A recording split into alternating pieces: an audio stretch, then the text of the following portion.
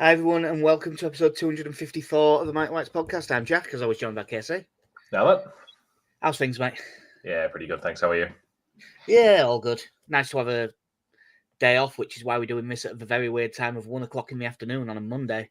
You think we don't get many live viewers normally? Oh, just you wait, sir. Just you wait. Oh, just you wait till the bot starts sending us messages about our live view account for this one. Yeah. I believe. Are we blaming Sky for moving this one to a Monday lunchtime? Yes, I am. I'm definitely blaming them for moving Huddersfield to half 12 because why not just say that's why we didn't win? Yep, I'm good with that. Yeah. Cool. Sky. That works as a review. Now the winning run, you could say, has gone to the Dogs. It was. There's no point really getting into the Chelsea game, even though we didn't do a pod after it just because of work. We played quite well. We probably deserved a bit better. Archie Gray was unbelievable. It was great to see Mateo Joseph get this start, but we have kind of come a bit down to earth with this result. It was just a really shit game of football, wasn't it? Yeah, I bear no ill will to Huddersfield for playing that way, especially given how they played against us at Elland Road. It made all the sense in the world for them to make it as bitty a performance as possible. Stop play, tie your shoelaces for 5 minutes, stick crosses in, go down, foul someone, get your own player injured and on crutches. It was an eventful first half. Yeah, because we will fully see this from the Leeds end. We will probably come off a little bit like, it's fucking shitty way to play football. But shithousing is a perfectly legitimate way when you're playing a team that's better than you. I mean, you just have to do it sometimes. I mean, I know that it didn't work for him in the end, but if you watch the Manchester derby, that's basically what Scum did. Like, they just sat back and tried to counter. Huddersfield did it to us, and in fairness to Huddersfield, they had at least as many good chances as us, and maybe more. They definitely had more shots on target. Like they did well, and what I will say is that what is it? Is it Andre Brightonwriter? Which just sounds like he works for the Athletic, but yeah, like he compare the level of how they were coached on Saturday with the team that came to Elland Road early in the season. Complete night and day. This guy has done he's not turned them into world beaters by any stretch, but he has improved them drastically. Well, Saturday they turned up with a plan. Yeah, which they didn't have at Elland Road. No. I would absolutely hate it if my team played like that every single week. But when you're at the bottom end of the table and you're playing a promotion contender, it just made sense for them to treat the game as they did. And then, especially in the second half, when you're down a man, low block, cut off the space, let players have it out wide, and so you try to stop them from cutting in as much as you can. Yeah. So we'll be a little bit chronological with it. I mean, it started off with Leeds having all the ball and stayed that way. To be honest, Leeds' only bit of actual good flowing football, perhaps in the game, but definitely in the first half, happened early on. Leeds played their way right through Huddersfield, just ripped them apart, really, until Nonto plays it into Glenn Kamara unmarked, 8-9 yards out, middle of goal. And for some reason, he doesn't hit it. And that would be okay, but he also plays it like a yard behind Somerville, and then he doesn't get a clean shot away. And that was... You score that early on, and it's a very different game. But we didn't take the chance. And to be honest, after that, Huddersfield had most of the chances. We didn't have another shot on target until the goal. No, you'd have to say the majority of the first half from then on was probably for Huddersfield, not so much in terms of possession, but they were winning enough corners and free kicks to get the ball in the box and cause us problems. Obviously, I think first corner stems from like a 20-25 yard shot that Meslier Makes a decent save. Makes a decent save. Save you'd expect him to make, but it's still a good save. And then, balls into the box. Yeah, every set piece they looked dangerous. Much like against Leicester, we had Willie Nonto marking someone who was about 6'3" plus. I'm never going to understand that. They've done it. They're doing it game in, game out, so it's obviously I assume he's there just to block the run, and one of the bigger lads on the edge of the 6-yard box is meant to attack the ball. But if they then swing the ball 8 yards out or 10 yards out, we've knackered. I don't really like this setup that we've had for the last few games on defending set pieces. Just after that save that you mentioned, there was a flick on at a near post that Meslier made a good save from. And then we started seeing, we started seeing Huddersfield really steer into the kicking us up in the air and Jonathan Hogg be Jonathan Hogg. There's a reason he was the shortest price of anyone on the pitch for a red card right before the game. His first yellow is a bit high and it's late, but it's not that forceful and he doesn't really get him. You could argue for a straight red, but I'd say that's a yellow. That's fair enough. It's a cynical yellow card, isn't it? Yeah, is what it is. If a Leeds player got sent off for it, I'd be fuming. So I think a yellow's fine. Then not long after, you get Matty Pearson on Somerville. No attempt to win the ball. Studs up halfway up the calf muscle from behind. It's as clear as fucking day a red card.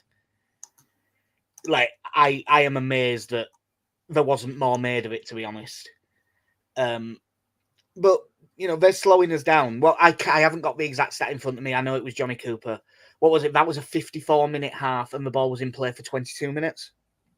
Yeah, that's spectacular. But again, that's not on Huddersfield. That's on the referee.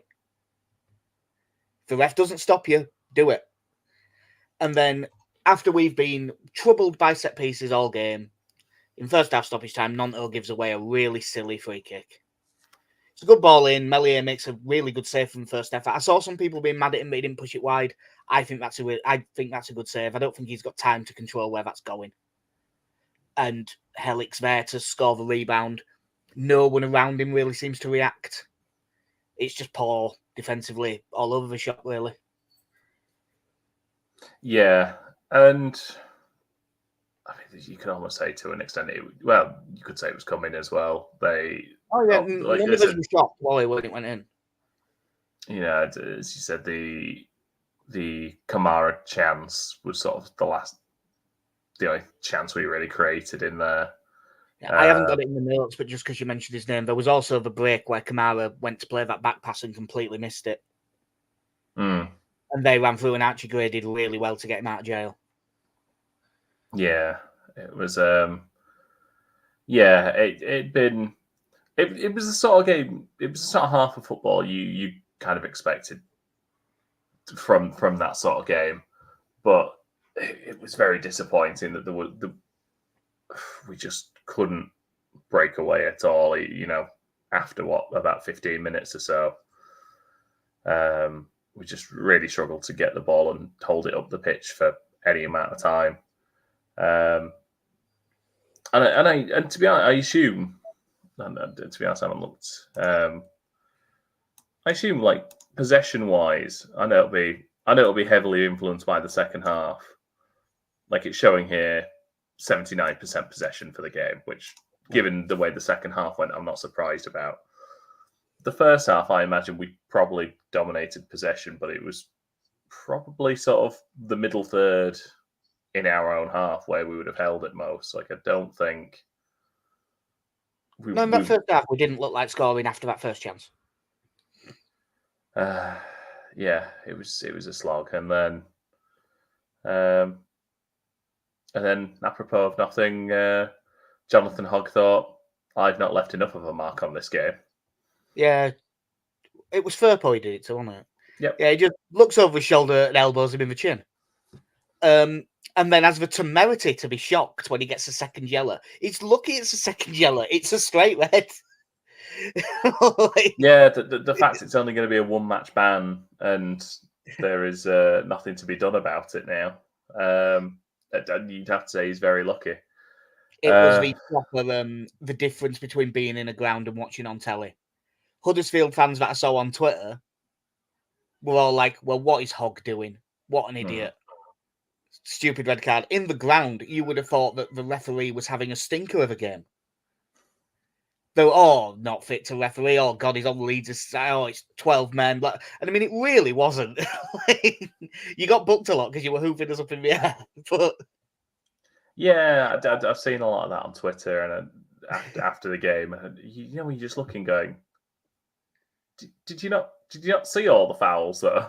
they had one. There was one the other way. Bamford probably could have got booked for one challenge he made. That's the only one the other way. Yeah, we conceded more fouls in that game as I look at it now. Yeah, yeah. I think outside of the equaliser, which obviously we will get to, the highlight of the game was Ethan Ampadu's quick chat with Jonathan Hogg on his way off. It was weird because to have the temerity to tell someone to fuck off when he didn't really see what happened, did he? He had no idea. It's just, well done, dickhead. Fuck off. But it happens, and they at halftime they took off Ward for that Matos, didn't they, and just went even deeper, which was fair enough. And we didn't really create anything, and then I think it was, I've got it written down somewhere, 63rd minute, we made a triple change. Roberts for Gray, which worked. James for Nonto, which sort of worked because Nonto wasn't doing much, and James also didn't do great, but probably a little bit more. The max power. Yeah, and Peru for Kamara, which didn't really work, but I can't really judge Peru. He was basically playing centre mid. It's Rodrigo all over again. It's a good player who doesn't suit. Yeah, it was. And to be honest, I don't think Kamara's had a good couple of games now. You disliked his performance against Leicester a lot more than I did, didn't you? Yeah. I didn't think he was brilliant, but you actively thought the amount of negative passing was becoming a real detriment. I fully understand the purpose of the Gruev Kamara wall passes. Yeah. But Christ, if that man could just look over his shoulder every now and again. because he doesn't have to give it that. It's not a rule. He can turn. But yeah, before I get myself enraged again. No, I think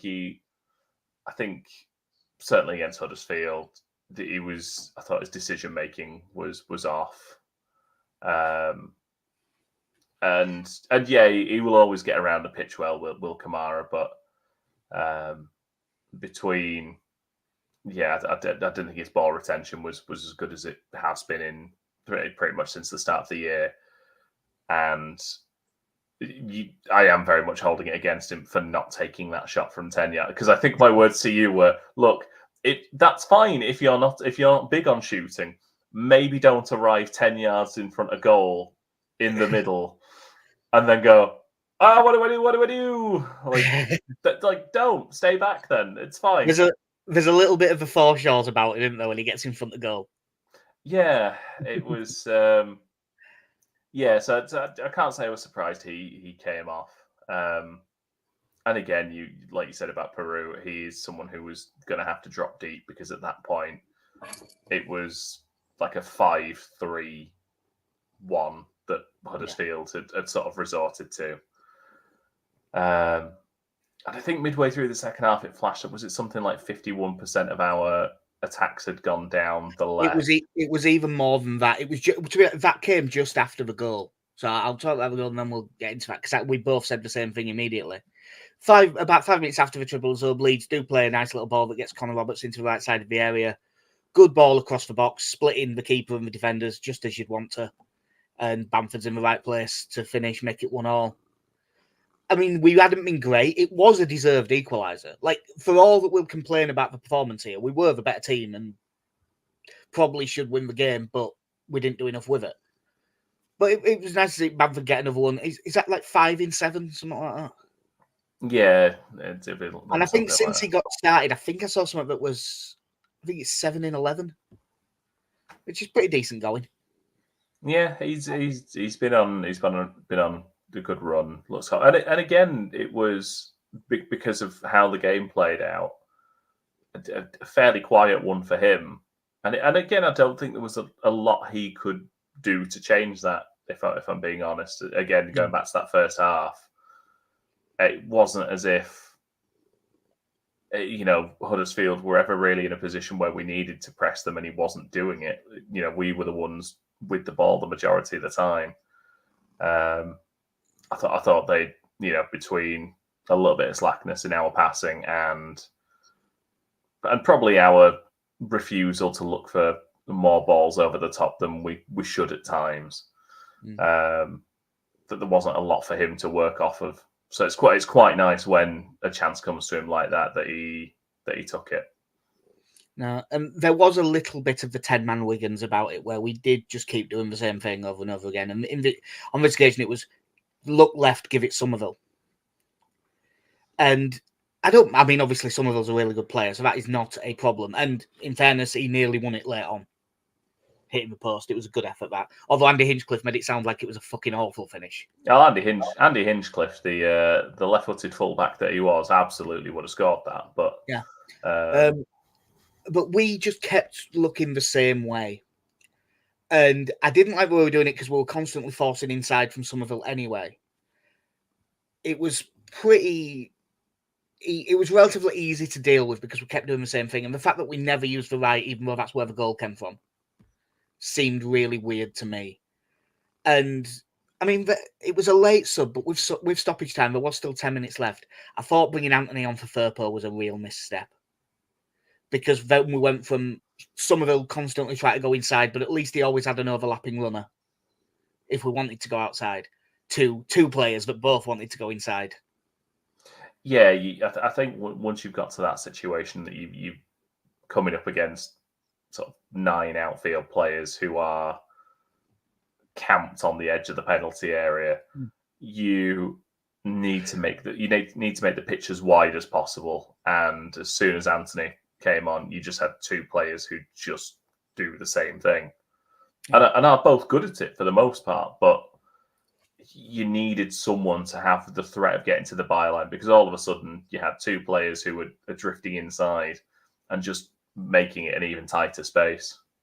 Yeah.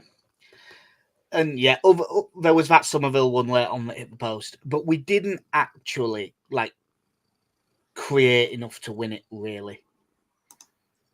Like, Bamford had a shot late, but it's not like we're looking at it going, "Oh God, their keeper had a late game." We had 2 shots on target. He only saved one of them. It was on us. But I suppose the thing is, when you've won 9 games in a row, you can't be annoyed. We were due a poor performance, and we got one. It happens sometimes. Yeah, the winning streak is over. No record breakers here. Well, we've got time. There's 11 games left. Yeah. Leicester fans lied. They said we were going to win every game now. Nah, they were doing a me, going with the pessimism, seeing if it'll work. Elsewhere, Ipswich won 2-0 at Plymouth. Leicester lost 2-1 at home to QPR. That's 3 losses in a row for Leicester, which you wouldn't have seen coming. They'll be jizzing their pants in anger at this point. Yeah, they'll be jizzy and jizz. Weird people. Yeah. I assume everyone that listens to this does listen to the Square Ball, but if you haven't listened to the propaganda episode after that, they have a weird obsession. And then Southampton got a very annoying 96-minute winner to win 4-3 at Birmingham. You'd never catch us scoring a last-minute goal to win a high-scoring game at Birmingham. We're not uncouth like that. Ours was an own goal as well. Which leaves it Leicester 78 points, Ipswich 75, we're 73, Southampton 70. For what it's worth, I did have a look at last season's table after 35 matches. Burnley 77. Fair enough. Only 1 point off Leicester. Good going. Sheffield United 67. Third place Middlesbrough 60.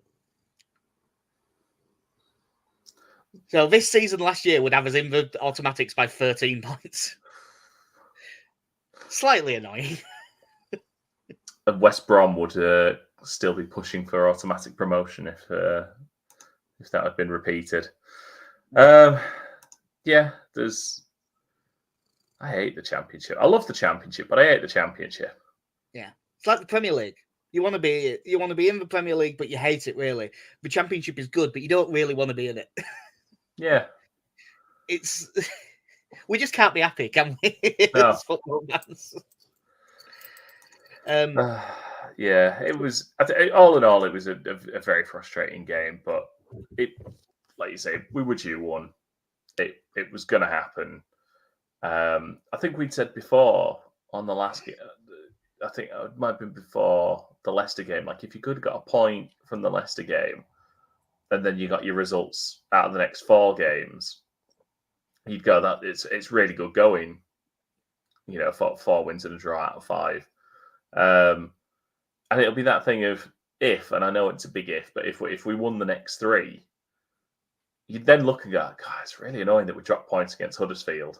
Well, our whole season's like that. It's the right. This sounds weird because it isn't a problem, but it's going to phrase it like that. That's the problem with like doing the double over Leicester and Ipswich. But we're like every time that we've dropped points, other than Southampton away, and maybe West Brom away as well. That was a tough game.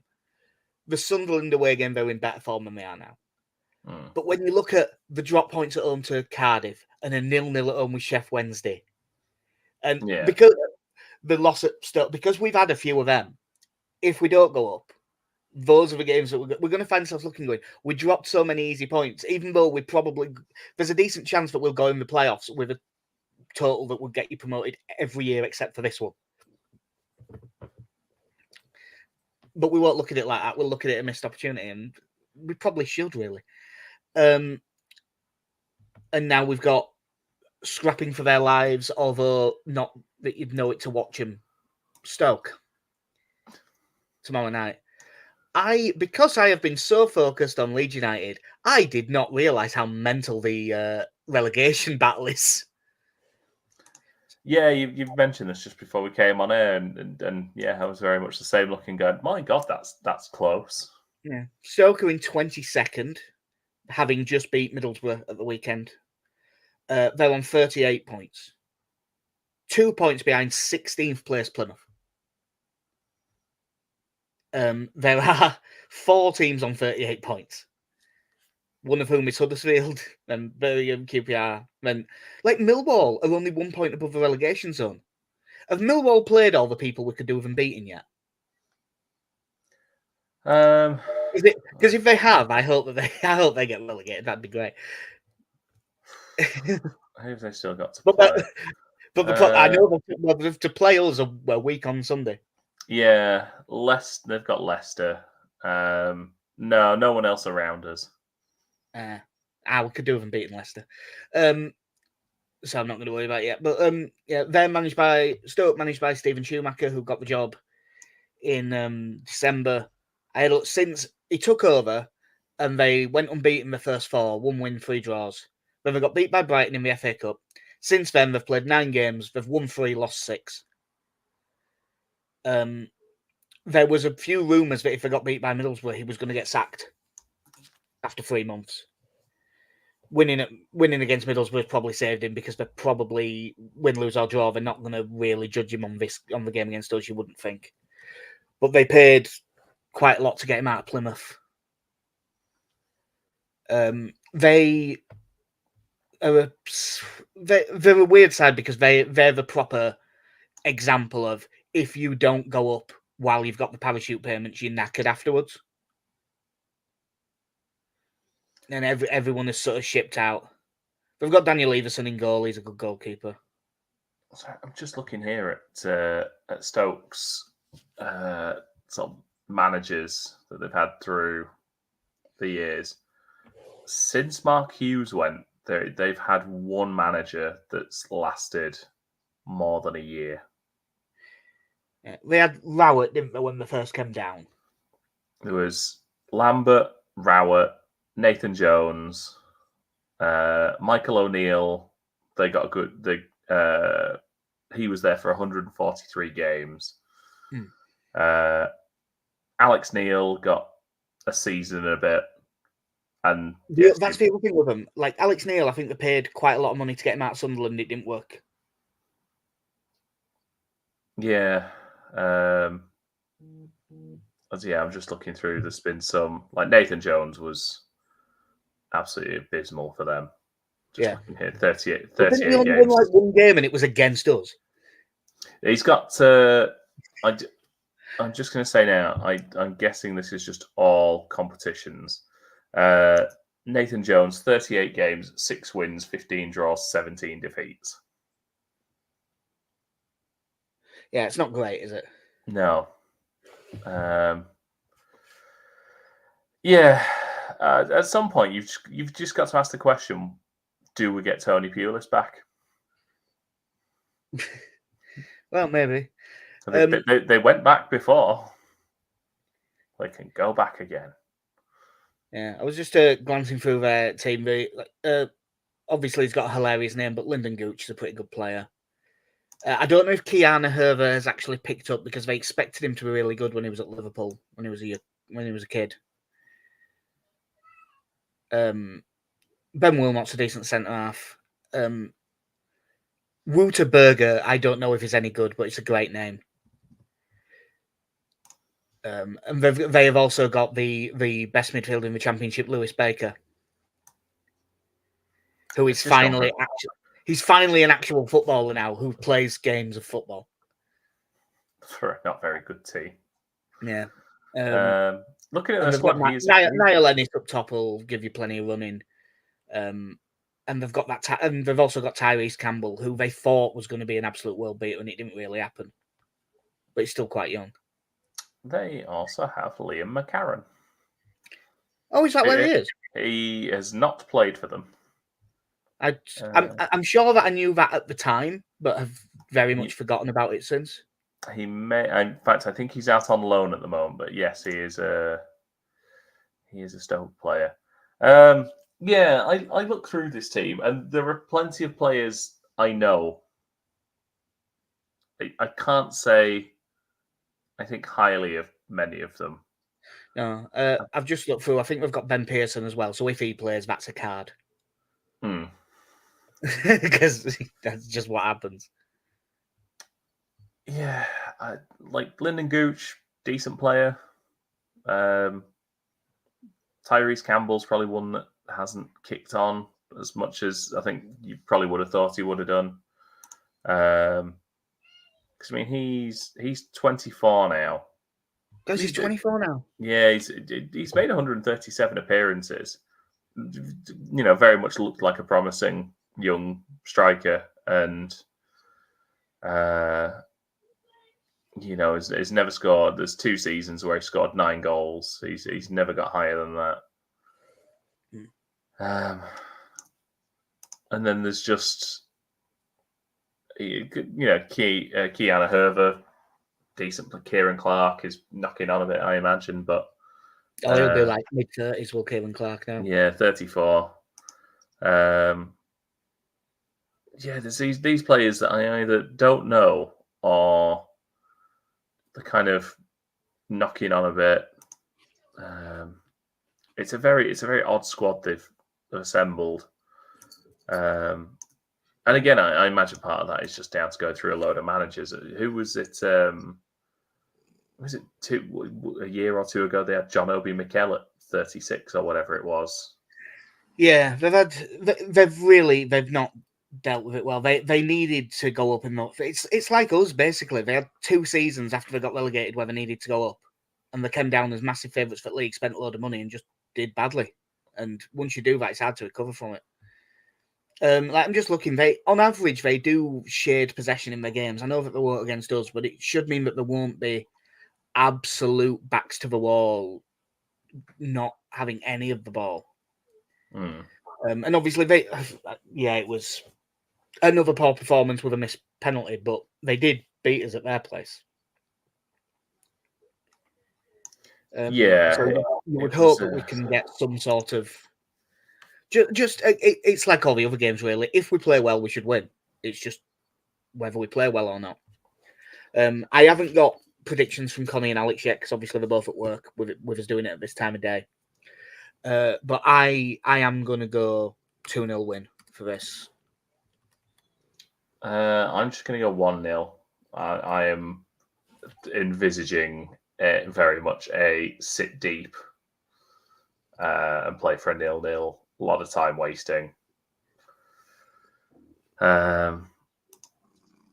Yeah, I don't envisage it being a good game. But again, it's one of those. If you start positively, you get a goal, then they will have to come out and try and get something. Just purely based on the position they're in at this point. Now, I believe that Daniel Farke will be literally sitting down to do his press conference right now. So there's no point us hanging around until the end of it. But provided there are no massive changes with injury, do you think that we'll make changes? I don't think we will. I do think, and again, I'm not trying to pile into Glenn Kamara here. I do think there's maybe an argument for Connor Roberts starts, move Archie Gray into midfield with Gruev. I think I'd be doing the same. Yeah, I think you also want someone who,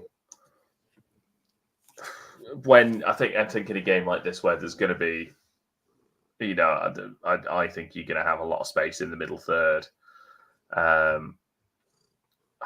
think you probably want someone who I feel will be more likely to get a goal from midfield in there, because I know Kamara is a box-to-box midfielder. I don't know if you need that sort of player in a game like this that's going to be getting up and down, because I don't think the need will be there. Yeah. You'll have Gruev will sit deeper, and I think it'll be very much a case of fullbacks bomb on. Gruev sits deep in front of Ampadu and Roden. Yeah, I think it will be as well. It's why I really would love Strout to get fit again, because as good as Gruev's been in the last few games, a lot of the actual best incisive passing has come from Ampadu bringing the ball out and doing it himself. So I would quite like to get Ampadu back into midfield. I still think, despite how well the other midfielders have done, and they have, I still think Ampadu and Gray long term is what you want. I think I'm still on, for me, until it looks particularly shaky, I don't know if I'd be breaking up Ampadu and Roden anytime soon. Like, I know Ampadu has looked great for us in midfield. It is really tough to look past the defensive record we've had since January. Yeah. And I know you can't say, well, Strout got injured and we've got better since.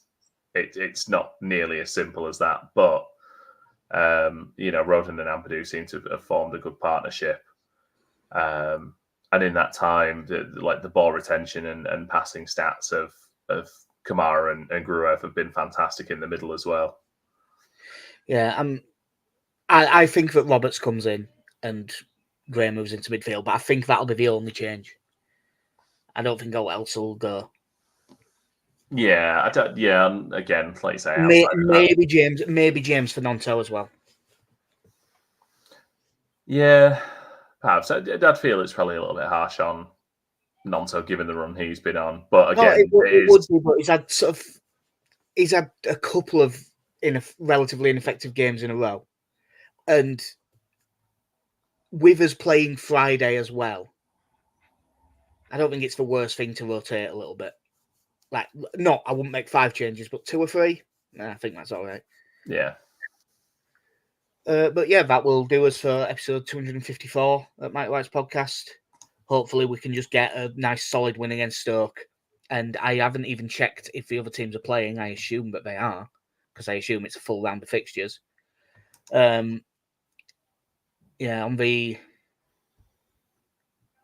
Leicester are away at Sunderland on the Tuesday, Ipswich are at home to Bristol City, and on the Wednesday, Southampton at home to Preston. Current form, you'd be surprised if any of them go our way, but you never know. Yeah, one can hope. Well, either way, there'll be a double on there'll be a lot of Leeds fans with doubles on Leicester and Ipswich on Tuesday, I can tell you that. Yeah. Come on, Preston. Preston haven't lost in their last 5. They can go and get something. They're our best hope. Yeah. Cool. Right, well, that will do us. I've been Jax here. I've been Casey. Have a good one.